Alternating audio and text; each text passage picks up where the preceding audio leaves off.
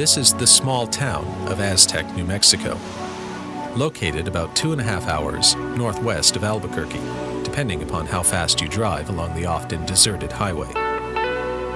It's close to the Four Corners area, that geographic landmark where the states of Utah, Arizona, Colorado, and New Mexico intersect one another.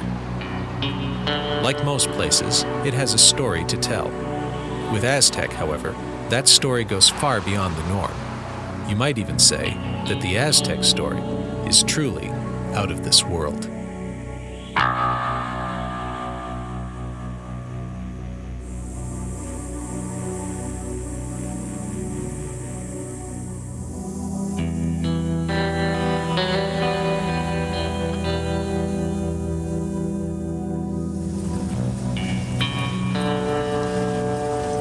These days, if you told a friend that you were off to New Mexico to visit the site of an alleged flying saucer crash, that friend would probably assume you were headed to Roswell.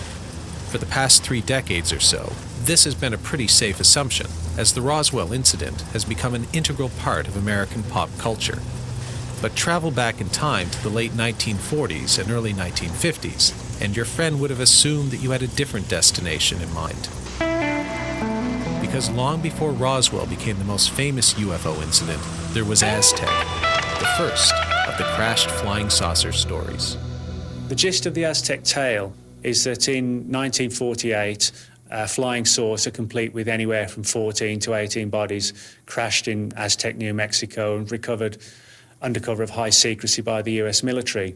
And in various formats and permutations, the tale's been circulated for the last 50 years. Some people consider it to be an outright hoax. Some people are sitting on the fence. Other people consider it to be genuine. Some people consider it maybe it's a genuine incident, but it occurred somewhere else. The timeline of Aztec would be a report from the oil field workers a little after 5 a.m. on March 25th, 1948. Basically, the first report came in as a large brush fire on a mesa off of Hart Canyon Road. As the oil field workers got out there, they discovered a large disc, approximately 100 feet in diameter, sitting on top of a mesa. That had nothing to do with the brush fire, but because of the oil drip tanks out there at that time, people from El Paso Oil Company were notified that they should get out there to investigate the fire and any subsequent danger it could pose. Upon getting out there, they noticed a large disc on the mesa. Military showed up later that day, late lunchtime, early afternoon. The one local law enforcement officer had warned the locals that the military would be there eventually, that they had been notified. Aztec is a fascinating case because it was the original, if you will, crash flying saucer story. And it surfaced first in 1949 in columns written by Frank Scully in the Daily Variety. It ultimately led to a best-selling book that Scully wrote, and I think it sold something on the order of 60,000 copies in 1950 in hardcover, and then it went on to 12 editions overseas, and on and on and on. I mean, it was remarkable how successful it was. It's obvious he struck some kind of real chord.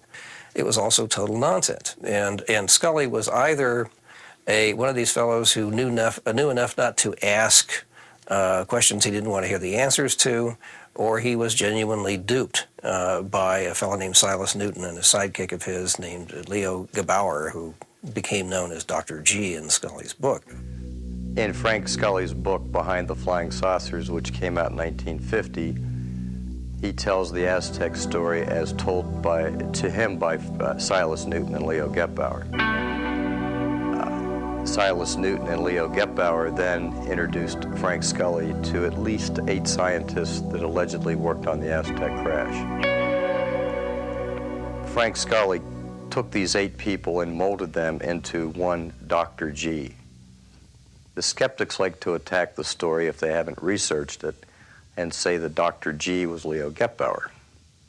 Leo Gebauer was no more a scientist than anybody. He was an electrical engineer that worked with Silas Newton. More of a glorified electrician more than electrical engineer. Frank Scully in his book plainly states that Dr. G is up to 8 scientists that worked on the recovered UFO at Aztec? Essentially, these two guys were con men who were in the process of trying to peddle a doodle bug, which is an oil and gas industry tag for a device that will find oil and gas, but of course doesn't. And in his case, it was a machine that not only found oil and gas, but gold and water and pretty much anything the Mark was interested in finding. And on top of that, Gebauer had invented something similar, which also supposedly could assess the health of a person. So this was sort of an all-in-one, do-it-all kind of thing. But what they did, which was unusual and made their little bit unique, was that they claimed that their doodle bug was better than anybody else's because it was using technology that had been taken from the flying saucer that allegedly crashed near Aztec. And therefore, obviously, it was far superior. Dr. G, our friend Gebauer, was supposedly a magnetics expert who was one of those called in by the Air Force when the saucer was tracked to ground near Aztec, where it floated to ground, not actually crashed, and presumably disabled by a high-powered radar somewhere nearby. Such was the claim. Anyhow, the whole thing was a total con job. And it was quickly recognized as such and then really exposed in detail in 1952 by J.P. Kahn, who was an investigative reporter. I think he was with the San Francisco Examiner, if I'm not mistaken. And he did a 4 or 5 month investigation in detail, including managing to con the con man out of an example or a sample of the mysterious metal that the saucer was made out of. It turned out to be the sort of stuff that you made pots and pans out of, actually. But, you know, he was a very, very, very sharp reporter who did a really good job. And True Magazine published his article in 1952 exposing these guys. And this led to the district attorney in Denver, Colorado, prosecuting Newton and Gebauer for fraud and various other sorts of associated charges. Anyway, they were convicted in December of 1952. And basically the whole notion of crash flying saucers went away. And people who take flying saucers, UFOs, seriously for decades wouldn't touch anything like that with a 10-foot pole until Roswell came along. I think where some of the skeptics attack the Aztec story is why would 1, 2, or up to 8 scientists confide with Frank Scully? And that's an important question. But you have to look at who Frank Scully was back then. You have to look at how the media operated back then. We didn't have CNN, we didn't have national network TV.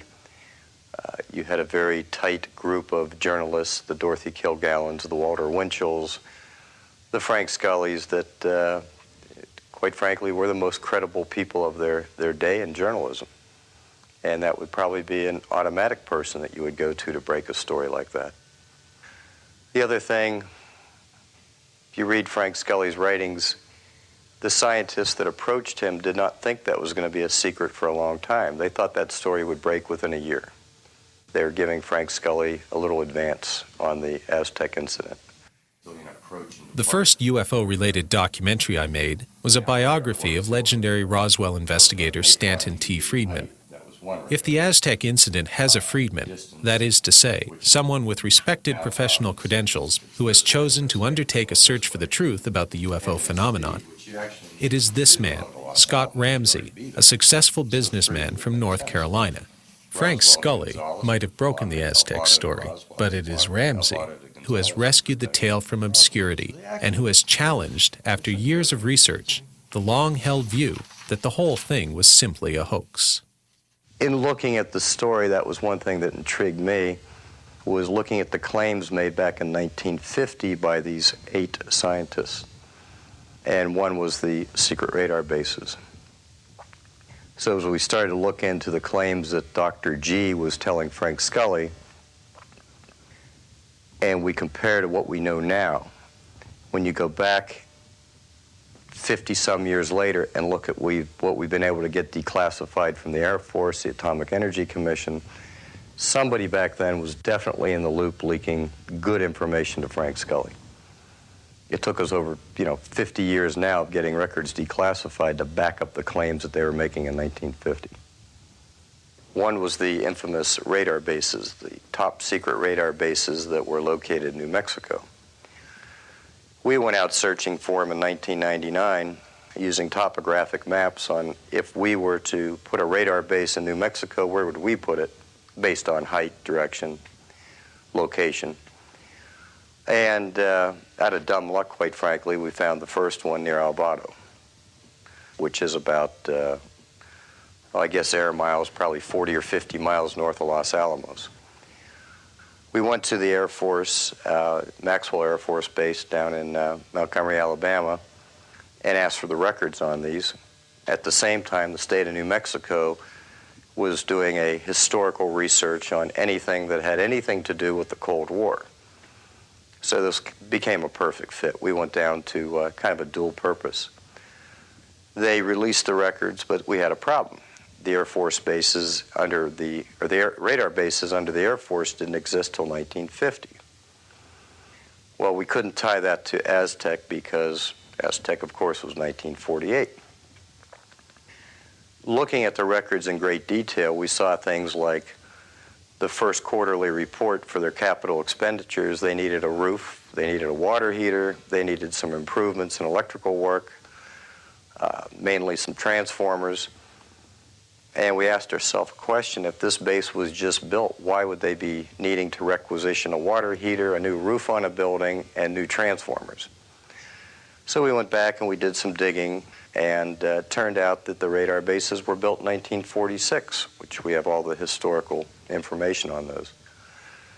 The Air Force did acquire the bases from 1950 to 1957, but the Atomic Energy Commission requisitioned those the radar bases from 1946 till they turned them over to the Air Force in 1950. There were three. We had Continental Divide, which is out near Gallup, Alvarado, which is near Chalma, Tia Maria area, and Moriarty, which is due east of Albuquerque. That put up a perfect triangle around Kirkland Air Force Base, Sandia National Labs, and Los Alamos, which was the main purpose of those radar bases, was to protect those Atomic Energy Commission installations. Ramsey, who has done a tremendous amount of research on Aztec, he found these places. If you look at the history of the Air Defense Command and the setup of the Lash-Up radar system, which was the beginning of our whole Continental Air Defense radar system and all of that, there were no Air Defense Command radars at those sites at the time of the alleged crash saucer incident.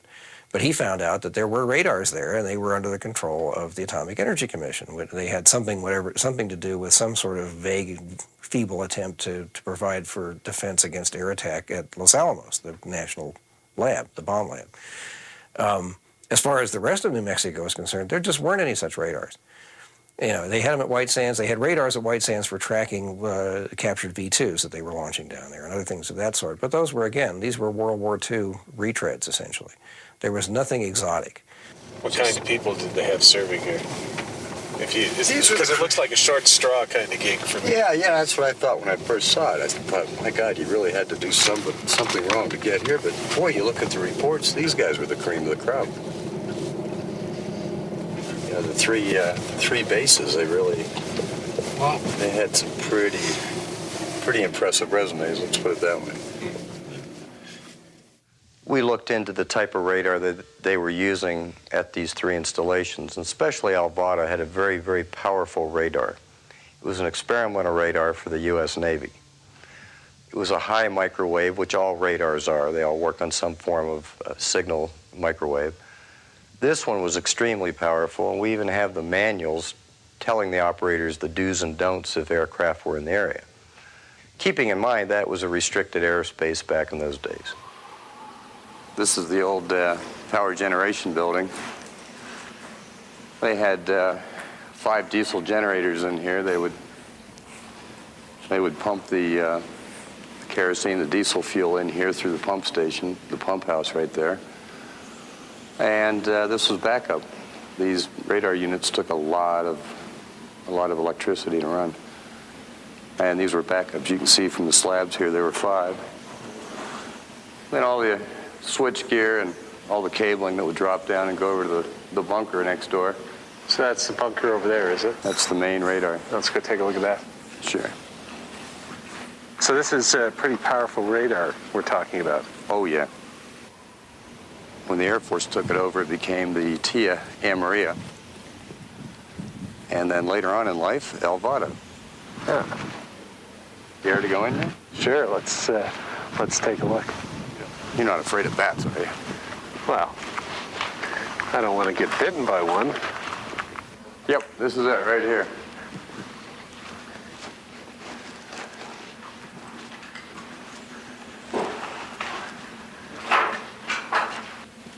Probably won't want to go back in there. Probably not. I guarantee you don't. And some people speculate that the radar here was powerful enough to interfere somehow with an alien spacecraft. That's a theory. And might have brought it down. Mm-hmm. And they would have had similar radar stations, I assume, down by Roswell. They had one in Corona, and if you read the historical reports we were going through last night, they also had one down at Walker, which was Roswell. Right. Coincidence? Yeah, maybe, huh? If these guys came flying across millions upon millions of miles of space, if they flew from, or billions, if they came from another star and a planet around another star, is it likely that they wouldn't be shielded against the kind of feeble radiation that would be coming out of our radar sets? I mean, how likely is it that they would have forgotten about that particular part of the spectrum? And then they get here and they get shot out of the sky. And people are saying, oh, they're dropping out of the skies. What is all this business? How could a sophisticated craft from far away crash? You know, we had 2 shuttles go, too. Very sophisticated craft. I think they may have run into the unexpected, whether it was a radar beam or all kinds of other things. Accidents happen. That's the way it is. And I think if you look at the mothership descriptions, these huge monster UFOs, if you will, which are seen to have little ones going in and out of them, one big vehicle could carry a whole bunch of these little vehicles. And if they lose one, they lose one. Okay. Explorers, Magellan didn't make it around the planet. His ship made it. He didn't make it. I think that Scott Ramsey has been a forerunner in this and has done some excellent research. When he started, there were a lot more skeptics than there are today. There were a lot of people who said they were crazy, that this was just a scam, there was nothing to it. And he's proved that there were radar sites, secret radar bases that were sending out microwave rays, microwave beams that could have knocked a flying saucer out of the sky and caused it to crash land north of Aztec. And he's proved that fact. So that gives it a little bit more of a validity to me, that there's some truth to these theories when you start getting the government documents in your hand. Another intriguing fact is that the FBI file on Leo Jabauer, which has been declassified, the entire file runs for 400 pages, of which only 200 have been declassified. And many of the documents contained within the withheld material are classified for reasons affecting national security and the defence of the USA. Now, it's one thing for someone to be arrested and convicted for scams and cons and things like this, but it's a big leap for someone to be a con artist, then to find that the FBI considers them a threat to national security. And so this sort of begs the question, do the withheld documents contain far more on the Aztec case than has been published and put into the public domain by the FBI? I think the fact that those files are still classified might be the result of 2 quite different things. One is that they really were involved in some stuff and had some information that for whatever reason they agreed not to talk about, but the FBI pressured them and so forth. That's certainly a possibility.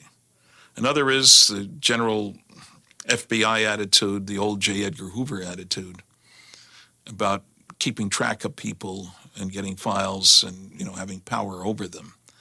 And I don't know which it was. Newton was sharp, no question about that. Whether he stumbled across some things that he shouldn't have stumbled across, I don't know. A number of FBI documents make it very clear that the FBI and the Air Force at the time were following Newton and Jabauer very, very closely and were literally listening on their every word, were going out to conferences and lectures that both men were speaking at and wanting to know what the truth was behind the Aztec case.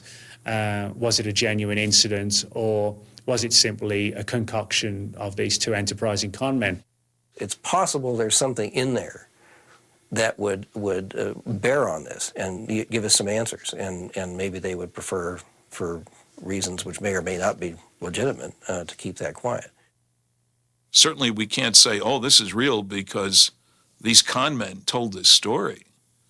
But because con men told the story about Aztec doesn't mean that there wasn't an Aztec story to be told, a genuine one, a legitimate one. You have to be real careful about this guilt by association, or genuineness by association for that matter. Con men, government cover-ups, conflicting stories. If there was a theme song for the investigation of the UFO phenomenon, it might well be the Beatles' The Long and Winding Road. The Aztec case is the perfect example of this, both figuratively and literally in the case of Hart Canyon Road, which leads to the alleged crash site. In looking at the story, one of the things that's come under scrutiny is the fact that the skeptics on the Aztec incident claim that the Hart Canyon Road did not exist in 1948. We know it did now. That would have been the stagecoach road back in the late 1800s on the way to Durango.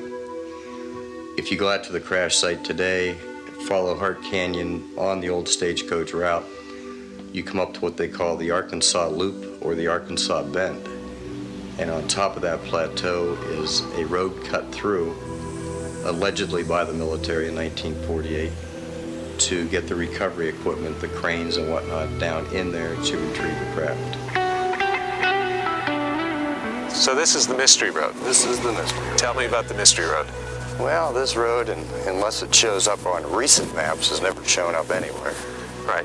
This is the road the military, or whoever the recovery operation was, allegedly cut to get back here to retrieve the craft. Okay. And this was in March 48. That's right. And this road, now most of the roads around here, you were telling me, it's oil roads and stuff like that. They're marked on the maps, the USGA maps, is it? USGS, yeah. Right. And this road wasn't marked on any of those maps until, if it is marked at all, until recently. Very recently, right. So we've got Mystery Road. Yep. And over here, we've got a mystery cement block. Concrete pad. Now let's go take a look at that then. Very good. Tell me the story behind the mystery slab of concrete. Well, it really makes no sense why it's even here. It's on the average 9.5 inches thick. We did a core sample right at about a year ago. What we're trying to establish is how old the slab is. Sure. Does it fit into the time frame of 1948? We've got rebar heavily fortified, 9.5 inches thick, rebar all through it. Early skeptics said it was a well cap. We've rolled that out. Obviously, if we had drilled through it, through the concrete, if there was high-pressure natural gas under there, we'd know it. So that's what they say. The skeptics said a well Yep. cap for natural gas. That's right. And there is gas and oil around here. All over. Yeah. But not on a mesa that's bedrock. You go a few feet under the silt and you're going to hit bedrock. Okay. The grouting is of local, it's indigenous to the area. So they didn't truck it in. They just kind of They got just it. used what was laying around here. So if you're coming down the road, you're in a, chop, you're in a hurry, cutting a quick road. Something's happening real quick. You just pull what you can find. That's right. From the local area. Okay. Bring your Portland cement and your forms and rebar and be done with it. Now, what's it doing here, though? Why, if there was a crash site and all of this, what is this? When they cut the road, as you can see to this day, it's very silty. They had trouble with one of the crane arm supports, one of the legs of the crane. And the story goes they had to pour this because the leg would just keep going into the silt, which, as you can see around here, is still a problem. Sure. I mean, if you can just walk over here and take a look at the silt. I wouldn't want to put a crane on that. Nope. All right. So you got a mystery road. Yep. You got a mystery slab. Roads allegedly cut by the military to come in here. Crane slabs allegedly put here to support, or the slabs allegedly put here to support a crane. Yep. What's the crane recovering? Allegedly. A flying disc, allegedly. A flying disc. Now, where's the flying disc? All right. Well, we don't know where it is now, but where was it back then, allegedly? About 200 yards straight through. Well, let's go take a look. Works for me. Watch your footing. Yeah. Gonna any snakes around here? Not this time here. The recovery group that was sent out to Aztec was a hybrid recovery that had been formed after the Roswell incident because the Roswell incident had been so badly botched with a news release. Basically, a lot of people at the base being aware of it, the newspaper running an article. And after the Roswell incident, this newly recovery group was formed. This would have been a very, very elite group, so they would never have another Roswell incident where they had some young guys at a base, even though the 509th was a top-notch base with top-notch people. It was 8 months later, and Roswell kind of got botched, the news release, the press release. And the old-timer I talked to that was in air intelligence said that we were dealing with a much more mature crowd back then, late 30s, early 40s, so they would never have the... They'd never have another Roswell. Yeah, Press releases going out, young PR officers and that sort of thing. Right. This was one of the best recoveries they had done to date. I think Aztec is certainly part of the cover-up. I think after Roswell, they got much better at covering things up, making sure that they monitored flights of vehicles so that they would get there first, remembering that New Mexico is not highly populated. I mean, today it's less than maybe 2 million people in the 5th largest state, mind you.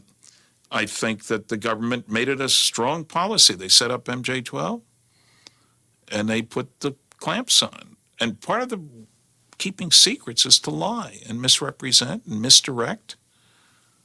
That's standard practice. You know, again, New Mexico, when the first atom bomb was exploded, July 16th, 1945, it was seen from 100 miles away. It was a pretty big bang. There were articles in the newspaper. Ammunition dump blows up. Nobody injured, fortunately. I've got some of those articles. They got good at covering things up.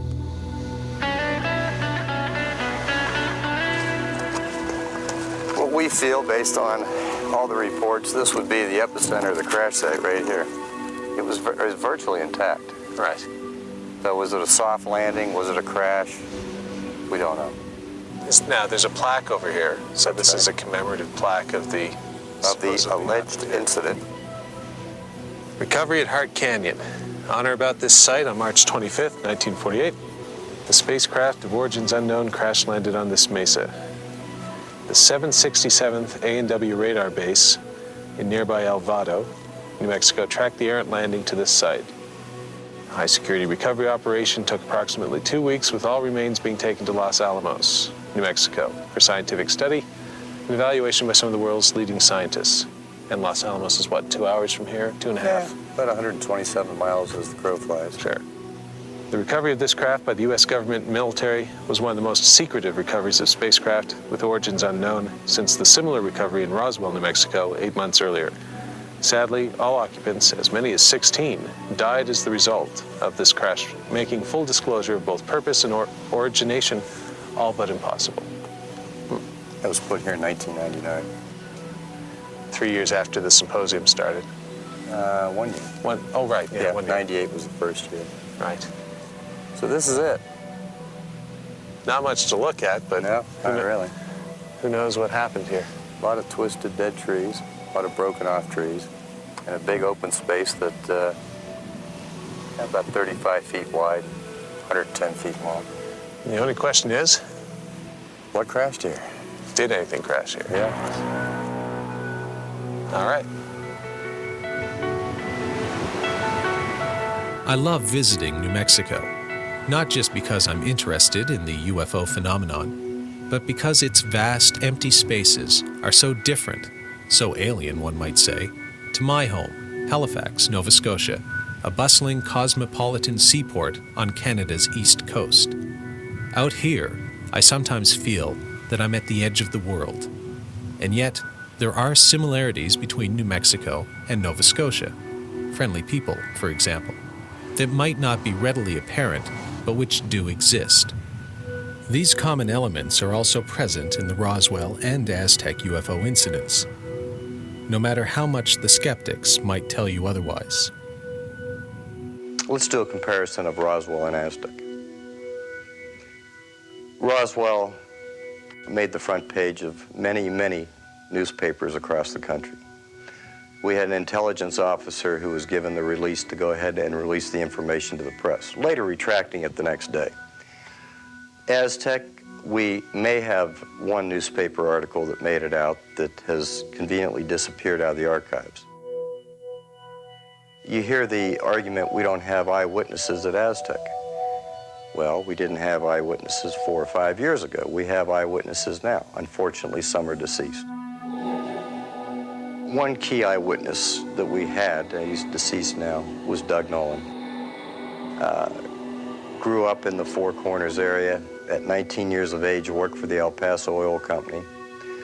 Was in his truck that day, that over the radio, they had an old Motorola radio in the truck, traveling with his boss, Bill Ferguson. They were called on the radio to get out to Hart Canyon because of the brush fire, the infamous brush fire we hear about. Upon arriving at the crash site, they were told by other workers the brush fire is on one side. They were worried about a drip tank getting ignited in the brush fire. Upon arrival there, other oil field workers told them that it's not the brush fire you got to see what's laying up on the mesa. Doug went on to tell us all the locals that were there, the 2 police officers that were there, his boss, Bill Ferguson, who's probably deceased, although we're still looking for him. I had the luxury of interviewing Doug back about October of 2003, and he passed away December 7th. That we have an eyewitness. We have a deathbed confession. Doug had had 6 strokes from June until October. Was very slow and methodical in recalling the incident and appeared to be very credible in the interview. In the late 90s, early 2000, we were contacted by a gentleman, Ken Farley from Bat Cave, Arizona. And Ken wanted to talk to us. He was in very bad health. Randy Barnes and I met down in Phoenix, rented a car, drove up, interviewed Ken for probably 3 hours, took very good notes. Ken was very ill, on oxygen. He has since passed away. Ken told his side of the story that he was in Durango, passing through to San Diego, fresh out of the military. Met a friend in Cedar Hill, a drop-off point where he was to pick him up and keep traveling to San Diego. His friend told him there was a lot of commotion going on out on Hart Canyon Road and they thought an aircraft had gone down. Ken and his friend got to the crash site and walked out to the western side of where the disc was. And at that point, a group of people from Aztec, the oil field people, 2 law enforcement officers showed up, who were already actually at the scene. And we found Ken's story believable, but we had a hard time digesting the 2 police officers. We figured today if you were out there and you called 911, you'd be lucky to get one in a reasonable time frame. No disrespect to the local law enforcement, but it's out in the middle of nowhere. And the fact that there's 2 police officers out there, we had a little bit of a problem with. We didn't write off his interview. We kind of parked it over in the holding pen until we got more eyewitnesses. Then in 2003, we contacted Doug Nolan, who had contacted Bill Steinman. It was one of the leftover leads Bill never got to after the book was published. Doug told an interesting story, which was very believable, backed up with names of other local residents. But about 3/4 of the way through the interview, he mentions the other police officer. And I stopped Doug and I said, "What other police officer?" He said, "Well, we had the local police officer and then another gentleman, young guy." Well, Doug was 19 at the time and said that police officer was about his age, slightly older. That police officer didn't seem to intermingle with the locals. So Doug went over and talked to him, and he said he was from the town of Cuba, New Mexico, which is southeast of Aztec. That police officer claimed he had followed the craft that night up what is now 550, the old Highway 44. We dug into the details as best. Doug, again, was dying. He had had 6 strokes since past June. Doug also said he was going through who was at the crash site that day. Could remember all but 2 people because he didn't know who they were. And I asked him who, and he said 2 young guys, maybe 3 that stood at the western side of the crash site. At that point, that tied in Ken Farley's story, also backing up his claim about the 2 police officers. So we had stories that were now starting to connect with witnesses. In the winter of 2002, I was contacted by Glenn Pace. Glenn Pace was born and raised in the Farmington area. Subsequently, he was interviewed extensively by Linda Moulton Howe. Told a very interesting story as a young man delivering papers a day or 2 after the Aztec crash. Back then, the local paper was called The Hustler. Since then, it's now the Farmington Daily Times. Glenn recalls delivering papers with an article on the cover of The Hustler referring to ranchers find disc on ranch in Hart Canyon Road.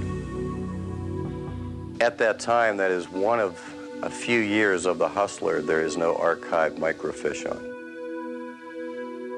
Years later, Glenn Pace was working down at White Sands Missile Range, now White Sands Proving Ground, and worked with Otto Kraus, who was a very well-known scientist of his day, passed away in the early 90s. And Otto Kraus asked him where he was from, and when Glenn said the Farmington area, night after night of working out on the test range, they got to know each other pretty well. And Otto said that he was somehow involved in the Aztec UFO recovery. In doing research and looking into Otto Kraus's background, I believe he would have been somebody you would have included in that. He was a very brilliant man of his day. Otto made reference to Glenn that the Aztec recovery was one of the best ones the military had done. Again, using words close to, we didn't botch it like we did in Roswell. March 27th of 1999, I was contacted indirectly by Fred Reed. He had contacted the Daily Times and the Aztec Public Library and sent a very nice letter. He had attended the 97 symposium. And I subsequently sat down on the phone and talked to Fred for quite a long time. In 1948, he worked for the OSS, predecessor to the CIA. And Fred and his crew was dispatched to the Aztec crash site. After the crash was removed, matter of fact, there was no discussion of a UFO or a flying disc. They were told to go out and do a final cleanup of the site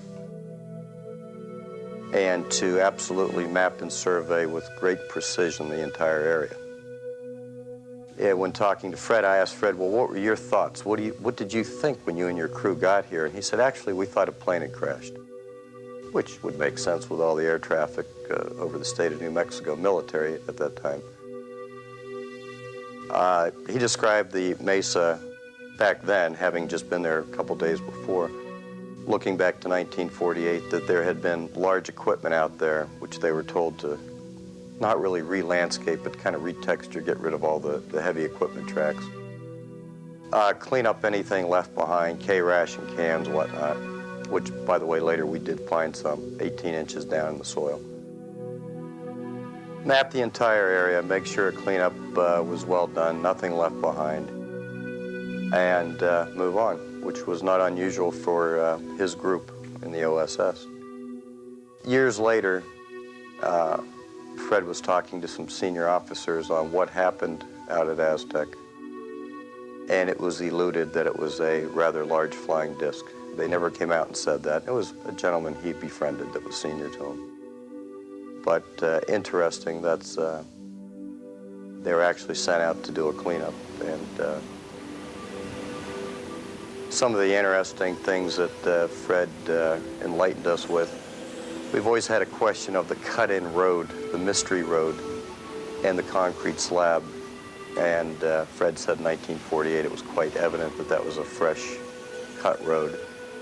And the concrete slab, which again was used to aid a crane leg, support leg, to get some object off the mesa. Fred and I made a date to sit down and have lunch and go over his service records and kind of go into the story a little bit more. And unfortunately, he died of a massive heart attack about a month later. He died in March of that year. April of that year. A lot of skeptical people will come up to me and others and say things like, well, you know, do you really think that the government or any government could hide something as monumental as aliens for 50 years?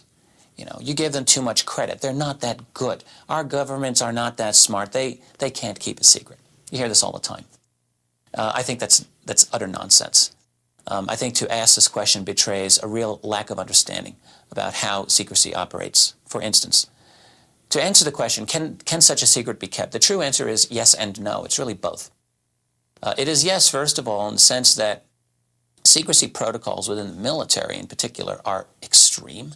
Penalties are extreme.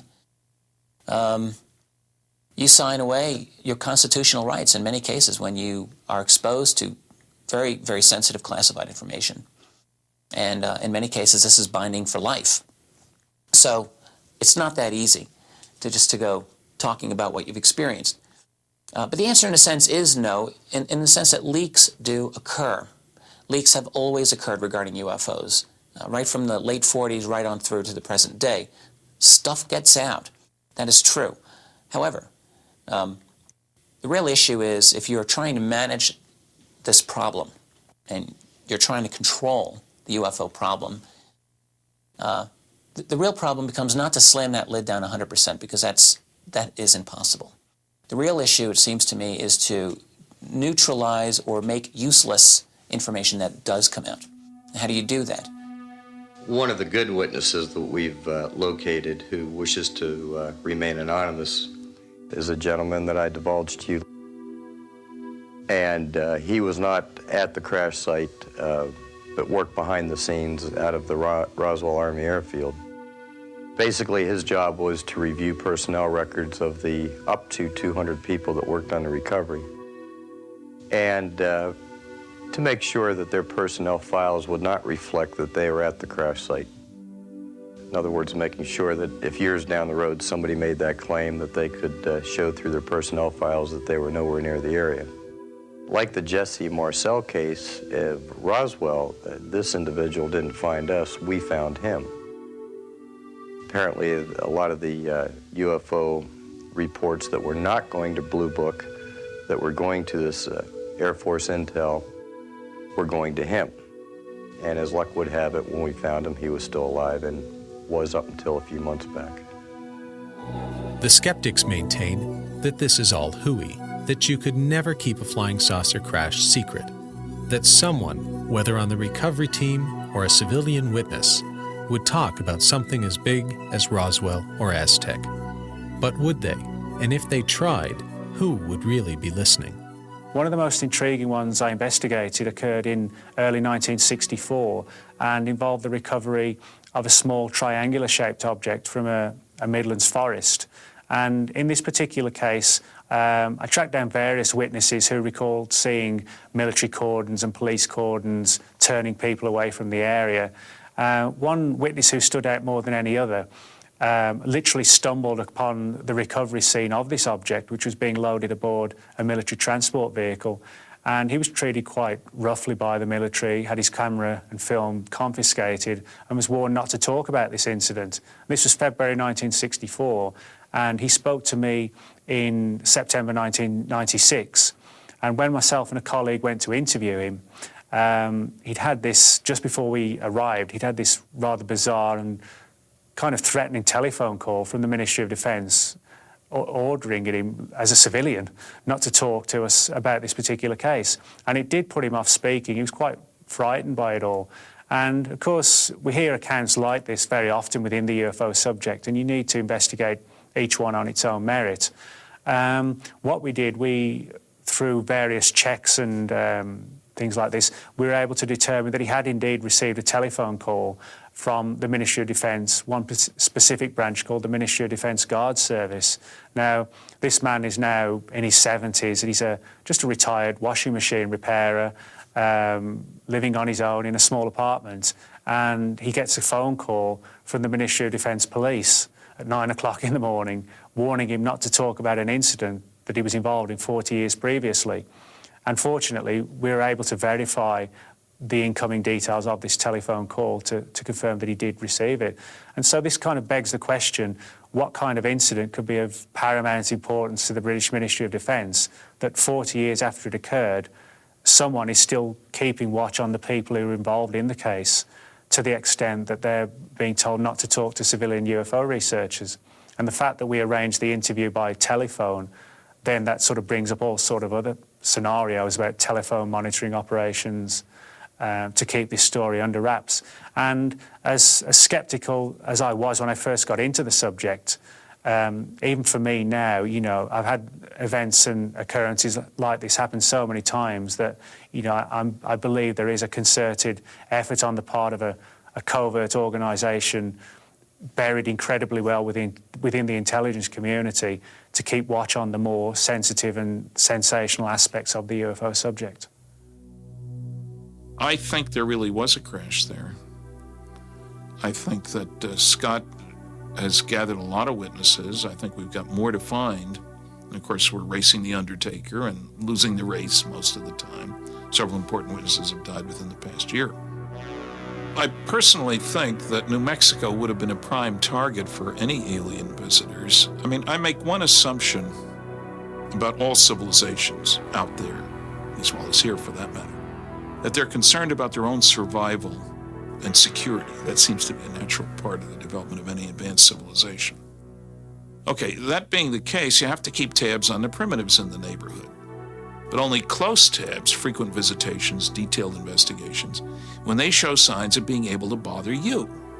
At the end of World War II, there were 3 signs that soon these idiot earthlings, this primitive society whose major activity is tribal warfare, we don't look far to see that it's still that way, we don't need to look far for that, would be moving out, soon meaning 100 years, which on a cosmic timescale is nothing. The 3 signs were clearly nuclear weapons. You measure the radiation in the atmosphere, it's easy to find. V-2 rockets, which obviously weren't being used to carry mail back and forth between Germany and England, and powerful electronics, radar systems in particular, which suddenly appeared on this planet. Used to be AM radio, which sticks around the planet, and now suddenly you've got radar beams that go outside. We're obviously moving along with development of electronic systems. I don't think it's any coincidence at all that the only place on the planet where you could check out all 3 of these technologies in 1947 and 48 was southeastern New Mexico. That's where the first atom bomb was tested, Trinity Site on Alamogordo Army Airfield, White Sands Proving Ground, if you want to call it that. The V-2 rockets were all being tested there that we had captured from the Germans, and we were modifying some to go up much higher and things like that. And that's where we had our best radar to track the rockets, which sometimes went south instead of north, even though they were supposed to go north. I would be flabbergasted if aliens weren't checking out the place. So, New Mexico would have been a natural place for aliens to visit. But Roswell and Aztec remain controversial at best. Is there a related UFO incident that even the skeptics can accept as real?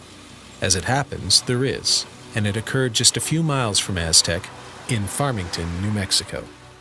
The Farmington Armada case is a classic in ufology.